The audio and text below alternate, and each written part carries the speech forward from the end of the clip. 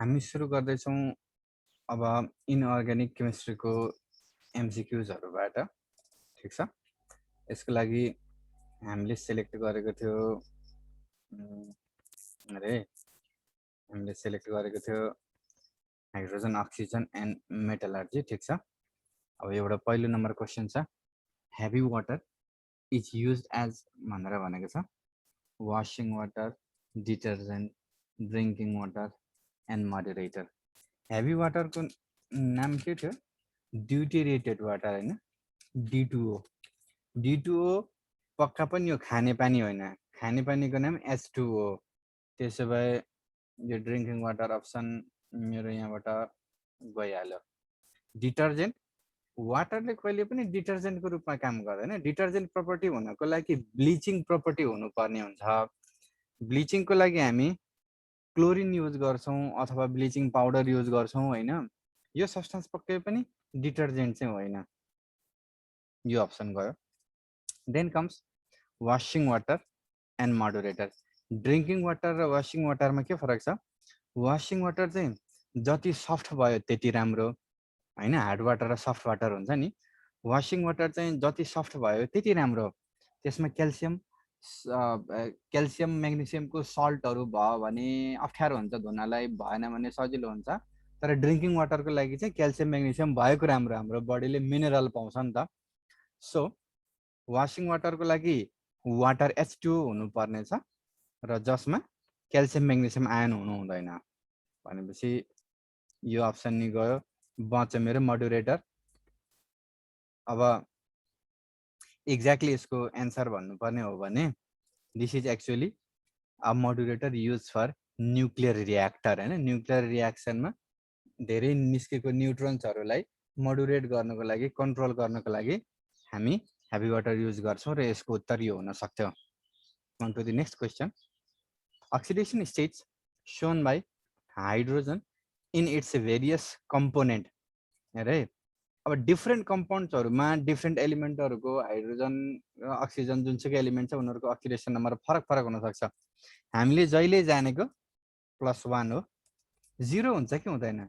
कुनै पनि एलिमेन्टको oxidation number 0 सबै एलिमेन्टहरुको हुन्छ। आँखा चिम्लेर कतिखेर? जब त्यो एक्लै बसेको हुन्छ। भनेपछि 0 र +1 हुने भइगयो। यो अप्सनतिर यसले इङ्गित गर्दैछ, यसले +1 मात्रै हुँदैन थाहा भयो, 0 पनि हुन्छ। मोलिकुलर स्टेटमा हाइड्रोजनको अक्सिडेसन नम्बर 0 हुन्छ, एक्लै बसेको बेला जुनसुकै एलिमेन्टको पनि 0 हुन्छ, राइट? त्यसो भए +1 हामीलाई थाहा छँदैछ, 0 त्यो लजिकले भयो। भनेपछि मेरो यो अप्सन सही हुन सक्ने चान्स छ। -1 पनि हुन्छ, यसो दिमाग लगाउ त। -1 अक्सिडेसन स्टेट हुनको लागि हाइड्रोजनले एउटा इलेक्ट्रोन गेन गर्नुपर्छ, त्यस्तो पनि हुन्छ। जस्तो हाइड्रोजन परक्साइडमा हैन, हाइड्रोजनको अक्सिडेसन नम्बर -1 हुन्छ, अक्सिजनको के हुन्छ? -1 हुन्छ। So this is my true option. -1 मात्रै हुने कुरो भएन, +1 र 0 कन्फर्म गरिसकेपछि अर्को आफै कन्फर्म छ भनेर बुझ्नु पर्यो यसको लागि। Next question, which one of the following metal gives hydrogen with dilute nitric acid? अरे यो चाहिँ एकदम स्पेसिफिक इन्फर्मेसन हो है। यसको लागि तिमीले हेर्नुपर्ने हुन्छ इलेक्ट्रोकेमिकल सिरिज। अरे इलेक्ट्रोकेमिकल सिरिजमा जुन हाइड्रोजन भन्दा माथि पर्छ तिनीहरूले हाइड्रोजन दिन्छन् एसिडबाट, राइट? जुन हाइड्रोजन भन्दा तल हुन्छन् तिनीहरूले एसिडबाट हाइड्रोजन दिन सक्दैनन्। जस्तो अब तल पर्ने एलिमेन्टहरू silver, mercury, gold, platinum, palladium and सबै हेलोजन। तर नाइट्रिक एसिडको बेलामा अलिकति तिमीले ध्यान पुर्याउनु पर्ने हुन्छ। अरे नाइट्रिक एसिड एकदम स्पेसिफिक टाइप अफ के हो? यो एसिड हो जसले सबै एलिमेन्टसँग हाइड्रोजन दिँदैन अरे, मेटलसँग। जस्तो तिमीले पहिला अक्सिडेसन रिडक्सनको ब्यालेन्स गर्ने रियाक्सन गर्दाखेरि यस्तो किसिमको रियाक्सन देखेको होला अरे, ZnNO3 whole 2 ZnNO3 whole 2 plus NO2, अथवा यहाँ प्रडक्टहरू अरू पनि हुन सक्दैन, NO हुन सक्थ्यो, N2O हुन सक्थ्यो, N2O, अथवा तिम्रो NH4NO3 हुन सक्थ्यो, हैन यो धेरैवटा प्रडक्टहरु हुन सक्छ यहाँनिर प्लस वाटर हुन्थ्यो हाइड्रोजन देखिस यहाँ कहिले जिंकले नाइट्रिक एसिडसँग रियाक्सन गर्दाखेरि हाइड्रोजन दिँदैन अरे दैट इज वाइ मेरो जिंक अप्सन होइन किनकि तैँले देखाएको छैनस् टिनको केसमा पनि त्यस्तै हुन्छ अरे एल्युमिनियमको केसमा पनि त्यस्तै हुन्छ र एउटा कुरा म तँलाई भन्दै जाउँ यहाँनिर अरे HNO3 बाट हाइड्रोजन दिने जम्मा दुईवटा एलिमेन्टहरु छन् एउटा ठुलो मामा अर्को सानो मामा र Mg भने ठुलो मामा सम्झे म्याङ्गनिज र म्याग्नेशियम अरे कन्फ्युजिङ पनि छन् इनरले चाहिँ हाइड्रोजन दिनेछन् डाइल्युट HNO3 बाट यो चाहिँ याद गर्नुपर्ने इन्फर्मेसन हो होइन भने एल्युमिनियमले पनि एल्युमिनियमको नाइट्रेट दिन्छ र वाटर दिन्छ हाइड्रोजन दिदैन र टिनले पनि एसएनले पनि हाइड्रोजन दिदैन यो चाहिँ एकदम स्पेसिफिक इन्फर्मेसन थियो यो चाहिँ नाइट्रिक एसिडको बाट इन्फर्मेसन यसमा इलेक्ट्रोकेमिकल सिरिजको यो चाहिँ एक्सेप्सन भित्र आयो है यसलाई मैले सल्टाइहालेँ है यो इन्फर्मेसनमा चाहिँ ठुलो मामा र सानो मामा याद गर्नु पर्यो देन कम्स अर्थो एन्ड प्याराहाइड्रोजन आर अर्थो एन्ड प्याराहाइड्रोजनको डेस्क्रिप्सन सम्झी एन्सर आफै आइहाल्छ अर्थो दुवै न्युक्लियस सेम डाइरेक्सनमा घुम्ने प्यारा एउटा एकातिर घुम्दैछ भने अर्कोतिर घुम्ने दुईवटा त्यो कन्जर्भेसन अफ लिनियर मोमेन्टमको फिगर छ नि दुईटा गोलो गोलो त्यसको फिगर यसमा हुन्थ्यो हैन अर्थो र प्यारामा भनेपछि यहाँ दुईवटा हाइड्रोजन छन् भनिसके पछाडी त्यो मोलिकुलर हो हुन सक्छ अरे देन कम्स न्युक्लियर फर्म भन्नाले न्युक्लियसमा चेन्ज भएको न्युक्लियसमा चेन्ज हुन्छ त अर्थोमा दुईवटा हाइड्रोजनहरु मध्ये एउटाको न्युक्लियस क्लकवाइज घुम्दै हुन्छ अर्कोको न्युक्लियस एन्टी क्लकवाइज नै घुम्दै हुन्छ प्यारालल स्पिन हुन्छ अर्थ हुन्छ प्याराको केसमा पहिलोको न्युक्लियस जसरी घुम्दैछ त्यसको ठ्याक्कै अपोजिट डाइरेक्सनमा हाइड्रोजनको न्युक्लियस घुमिराखेको हुन्छ देन मोलिकुलर पनि हो न्युक्लियर पनि हो एलोट्रोपिक मलाई थाहा छैन मेरो एन्सर के हुन्छ अल हुन्छ दुईटा अप्सन छ दुईटा अप्सनलाई जस्तो यहाँ यो अप्सनको ठाउँमा बोथ ए एन्ड बी भनेको भए एन्सर यो हुन्थ्यो तर यहाँनिर त्यस्तो छैन अर्को अप्सन पनि हाल्दियो that is why we select all allotropic form पनि हो एलोट्रोप्स भनेको के थियो फिजिकली फरक देखिने हैन केमिकली सेम भए पनि केमिकली त हाइड्रोजनको मोलिकुलै हो के अर्थो पनि प्यारा पनि तर तिनीहरू फिजिकली चाहिँ फरक देखिने रहेछ त्यही भएर एलोट्रोपिक फर्म पनि एन्सरमा इन्क्लुड भयो then comes which is the best oxidizing agent among the following oxidizing एजेन्टको लिस्टमा रट्टा लगाएकोमा जुन भेट्छस् त्यहीतिर जा के थियो oxygen ozone KMnO4 K2Cr2O7 H2SO4 P2O5 V2O5 तिनीहरू मध्ये कुनै छैन अक्सिजन मात्रै छ बस सेलेक्सन क्राइटेरिया यही भइहाल्यो बाँकी सबै के हुन् टेलिरियम सेलिरियम मेटलहरू रिड्युसिङ एजेन्ट हुन्छन् सल्फर नन मेटल हो तर अक्सिडाइजिङ एजेन्टको लिस्टमा थिएन ठीक त्यो भएर मेरो आन्सर अक्सिजन हुन सक्छ H2O2 यसको नाम के हो H2O2 को नाम H2O2 को नाम नानी हाइड्रोजन परअक्साइड नि बस यति नाम थाहा पाइस् तर एन्सर आइसक्यो दिस इज परअक्साइड अक्साइड मात्रै हुनको लागि भ्यालेन्सी अक्सिजनको 2 हुन्छ अक्सिडेसन नम्बर -2 हुन्छ सुपर अक्साइड हुनको लागि -½ हुन्छ सब अक्साइड तिमीले सुनेकै छैन परअक्साइड हो किनकि यसको नामै हाइड्रोजन परअक्साइड हो यो सल्टिहाल्यो then which of the following is an amphoteric oxide amphoteric oxide भनेको जसले एसिड सँग पनि रियाक्सन गर्छ बेस सँग पनि रियाक्सन गर्छ र सल्ट र वाटर भन्नुहुन्छ हैन एक्जाम्पलहरु हामीले हेरेको थियौं रे एम्फोटेरिकमा एल्युमिनियम सोडियम एल्युमिनेट सोडियम मेटा एल्युमिनेट तिनीहरुको एक्जाम्पल हेरेको थियौं यहाँनिर हैन एकचोटी सोडियम हाइड्रोक्साइड सँग एकचोटी चाहिँ हाइड्रोक्लोरिक एसिड सँग रियाक्सन गरेर देखाइन्थ्यो त्यहाँनिर तिमी हेरे अब यसको सोडियम स्ट्यान्डेड सोडियम मेटा स्ट्यान्डेड दुईटै बनाउँछ सोडियम बेरिलेट सोडियम मेटा बेरिलेट त्यो पनि दुईटै बनाउँछ यो हामीले एक्जाम्पलमा गरेको छ अरे यो हामीले एक्जाम्पलमा एसिड र बेस दुवैसँग रियाक्ट गरेर देखाएको छ। पर्खला म त्यसको लागि तिमीलाई यहाँ रेफरेन्स गर्छु ल। यो एकदम कलरफुल गरेर अक्साइडको क्लासिफिकेसन पढ्दाखेरि हामीले पढे जस्तो लाग्छ मलाई अरे। यो इनअर्ग्यानिक केमिस्ट्री नन मेटल भित्र यो हुनुपर्छ। हामीले एम्फोटेरिक अक्साइडहरूको डिटेल क्लासिफिकेसन गर्दाखेरि हैन उनीहरूले केमिकली कसरी रियाक्ट गर्छ भनेर हामीले चाहिँ त्यतिखेर यो लेखेको जस्तो लाग्छ अरे एकदम एल्युमिनियमसँग। त्यसपछि के अरे जिंक टिन बेरिलियम लेड यिनीहरू चाहिँ हुन्छ भनेर हामीले त्यहाँनिर देखाएको छ हैन। जस्तो यहाँ तिमी भेट्न सक्छौ एम्फोटेरिक अक्साइडहरू कुन कुन हुन् भन्दा जिंक अक्साइड, टिन अक्साइड, बेरिलियमको अक्साइड, लेडको अक्साइड हैन। अनि यहाँनिर हामीले एक्जाम्पल पनि देखाएको छ। टिनको एक्जाम्पल देखाएको छ, बेरिलियमको चाहिँ एक्जाम्पल थिएन, बेरिलियम माथिपट्टि दिएको छ।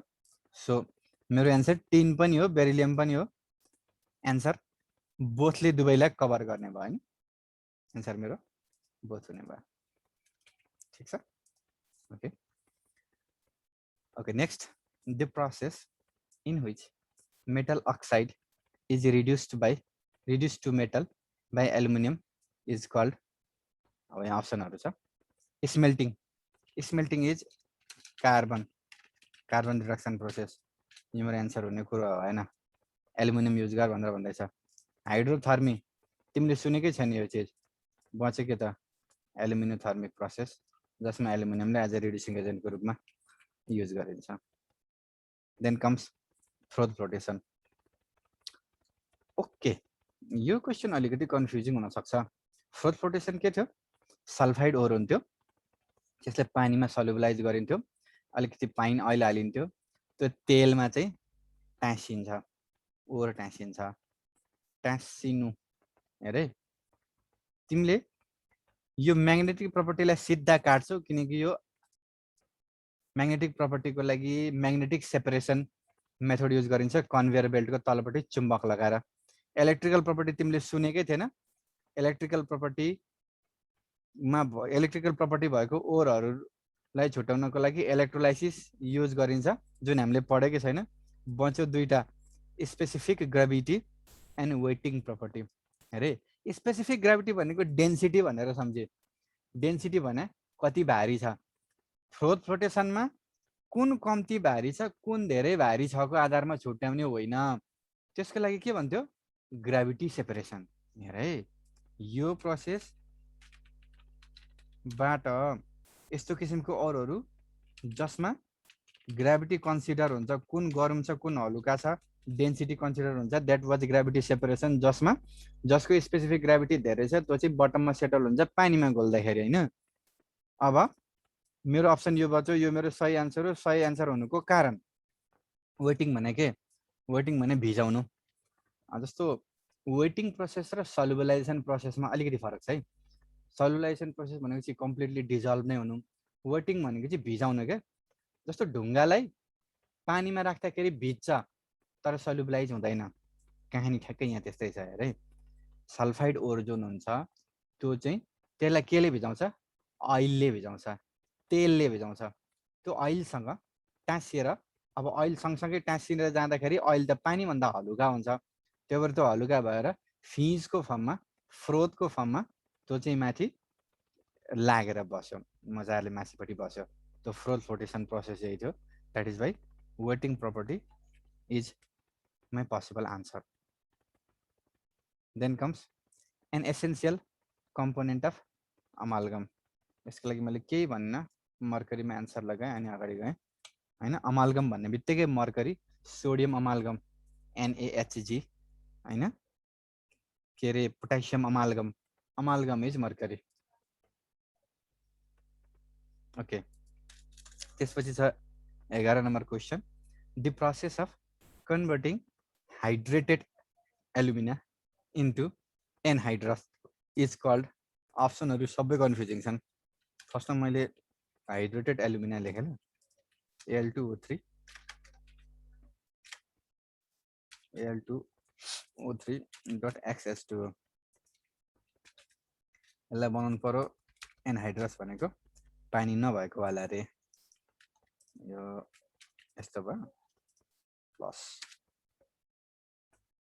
यो भयो ठीक प्रोसेसलाई ध्यान दे यो प्रोसेसमा वाटर मोलिकुल रिमुभ गरिएको छ ठीक अब अप्सनमा आइज रे स्मेल्टिङ इज प्रोसेस अफ रिडक्सन रे स्मेल्टिङ हुने कुरै आएन यो प्रोसेस रिडक्सन होइन यो प्रोसेसमा हामी वाटर मोलिकुल रिमुभ गर्दैछौँ this is process is like dehydration or it is kind of oxidation process. This is not reduction. हेर्दा थाहा हुन्छ यो ड्रेसिङ यो तिमीले सुनेकै थिएन र यो रोस्टिङ र क्याल्सिनेसन क्याल्सिनेसन के थियो heating of object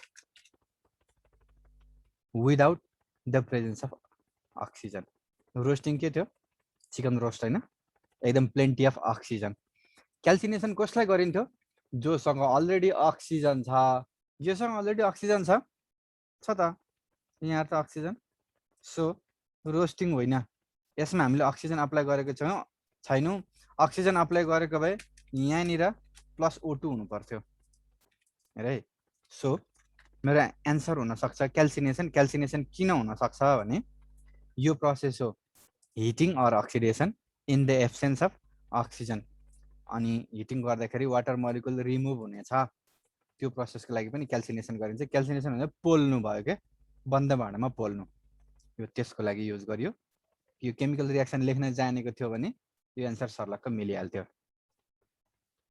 next question the impurities associated with the ore after mining are collectively called अब म भन्दै गएँ ल इम्प्योरिटिज हुन्छ केसँग ओरसँग कतिखेर तत्काल खानीबाट निकाल्ने बित्तिकै नानी नोटिस गर impurities associated with the ore after mining खानीबाट निकाल्ने बित्तिकै अरे मिनरल्स हुने भएन मिनरल्समा प्योरिटी पनि आउँछ इम्प्योरिटी टकटुकै आउँछ अरे अप्सनलाई म नेगेटिभ लजिकबाट गएँ म पहिला एलिमिनेसन गरेँ देन कम्स स्ल्याग भनेको सबभन्दा लास्टको लेदो जस्तो चिज थियो फ्युजिबल मास हुन्थ्यो स्ल्याग हुने भएन स्ल्याग भनेको लास्टमा लेदो भएर जाने चिज मेरो रह्यो नानी फ्लक्स र ग्याङ्गी यो दुईटा अप्सन रह्यो अब हेर है फ्लक्स भनेको हामी रिडक्सन प्रोसेसमा हाल्थ्यौँ रिडक्सन गर्नुको लागि माथिबाट हामी एक्स्ट्रा फ्लक्स हाल्थ्यौँ त्योभन्दा अगाडि हामीले धेरै प्रोसेस गरिसकेको छ क्वेसन उसले के सोध्दैछ आफ्टर माइनिङ भनेको तत्कालै खानीबाट निकाल्ने बित्तिकै तत्कालै हुने impurities they are called gangue so flux र ग्याङ्गुमा के फरक छ भने फ्लक्स भनेको पछिबाट हाल्ने चिज हो है अरे फ्लक्स भनेको हामी रिडक्सन प्रोसेस जुन हुन्छ त्यो रिडक्सन प्रोसेसमा पछिबाट जुन इम्प्युरिटिजहरू भोलाटाइल हुँदैनन् उडेर जान नसक्ने हुन्छन् तिनीहरूलाई हटाउनको लागि हामीले हाल्ने चिज भनेको फ्लक्स हो तर सुरुमै माइनिङ गर्ने बित्तिकै त्यो इम्प्युरिटिजहरू जुन हुन्छ यो हामीले हालेको होइन अलरेडी थियो फ्लक्स हामीले हालेको अरे यो फ्लक्स हामीले हालेको ग्याङ्गु उसँग अटोमेटिकली थियो सुरुमै थियो त्यसलाई ग्याङ्गु भनेर भन्यो त्यही भएर ग्याङ्गु मेरो सही उत्तर हुन्छ ठिक छ ओके अब carbon monoxide reduction process is use for extraction of carbon monoxide reduction process भनेको कार्बन रिडक्सन प्रोसेस हो जसलाई हामी के भन्छौँ स्मेल्टिङ पनि भन्छौँ अब हेर है जस्तो यहाँनिर अप्सन हेर्दाखेरि तिमी अप्सन हेरेर यसो दिमाग लगाउ त कपर र सिल्भर यिनीहरू एक किसिमको मेटल हो होइन कोइनेज मेटल हो आइरन म्याग्नेटिक हो टिन पनि के हो म्याग्नेटिक नै हो अब दिमाग कसरी लगाउने त कार्बन मोनोक्साइडले हेरे रिडक्सन त्यसलाई गर्न सक्छ जोसँग कार्बन के अरे अक्सिजनको जुन अफिनिटी छ नि अफिनिटी भनेको अक्सिजन चाहिँ कुन एटमसँग मजाले टाँसिन सक्छ कार्बनसँग त टाँसि नै हाल्छ कार्बन मोनोक्साइडसँग चाहिँ यदि अक्सिजन मजाले टाँसिने हो भने अर्को एलिमेन्टबाट चाहिँ अक्सिजनलाई तानेर हामी कार्बनमा टाँस्न सक्छौँ। त्यही भएर कार्बन रिडक्सन प्रोसेस त्यसमा युज गर्छौँ। ठिक छ। अब हेर है, कार्बन मोनोक्साइडको रिडक्सन प्रोसेस कुन कुनसँग गर्न सकिन्छ भन्दाखेरि lead, zinc, iron, copper and tin. हेर मसँग मल्टिपल अप्सनहरू एन्सर हो। हेर कपर, आइरन अनि टिन। ठिक छ। यो सबैको लागि कार्बन रिडक्सन प्रोसेस चाहिँ अप्लाई गर्न सकिन्छ। ठिक छ। अब एन्सर मेरो यस्तो छ, carbon monoxide reduction process is use for the extraction of. यहाँनिर मेरो तीनवटा मिल्ने अप्सन छ, कपर, आइरन अनि टिन। अब यस्तो बेलामा कुन लगाउने त? ठिक छ। यस्तो बेलामा कुन लगाउने? एकैछिन पर्खी है।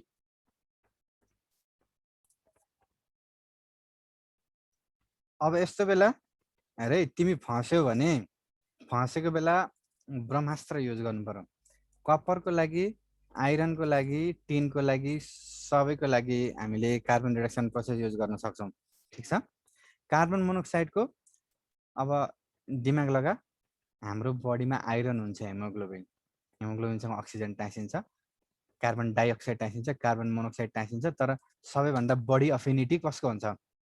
कार्बन मोनोक्साइडको हुन्छ। एन्सर मेरो यो लगाएँ, लजिक सुन्दै जा। टिन, सिल्भर र कपर यो सबैभन्दा कार्बन मोनोक्साइडको एफिनिटी, टाँसिनु सक्ने क्षमता यो आइरनसँग हुन्छ।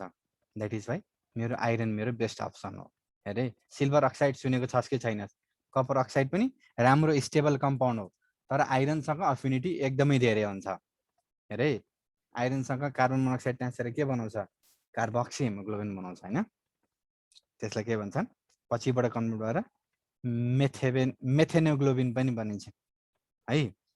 सो आइरन मेरो बेस्ट अप्सन हो। एन्सर यो तीनटै हो, झुकेको खण्डमा बेस्ट छान्नुपर्ने हुन्छ। ओके। अब छ ड्युरिङ स्मेल्टिङ। स्मेल्टिङ भनेको carbon reduction process. An additional substance भनेको पछिबाट हाल्ने इज एड गरिन्छ, विच कम्बाइन विथ इम्प्योरिटी, इम्प्योरिटीसँग कम्बाइन गर्छ to form fusible mass. Fusible mass बनाउँछ। हाल्ने चिज कुन हो? यो हाल्ने चिज सोध्दैछ। फ्युजिबल मास भनेपछि स्ल्याग मेरो एन्सर होइन। ग्याङ्गु त इम्प्युरिटी भइहाल्यो, इम्प्युरिटी सोधेको होइन क्वेसनले। ओर होइन, मेरो फ्लक्स एन्सर हो। हेर्दै थाहा हुन्छ। ठिक। यसरी चाहिँ एन्सरहरूलाई एलिमिनेट गर्यो भने एमसिक्युजको दौरानमा तिमीलाई इजी हुन सक्छ। ठिक छ। ओके।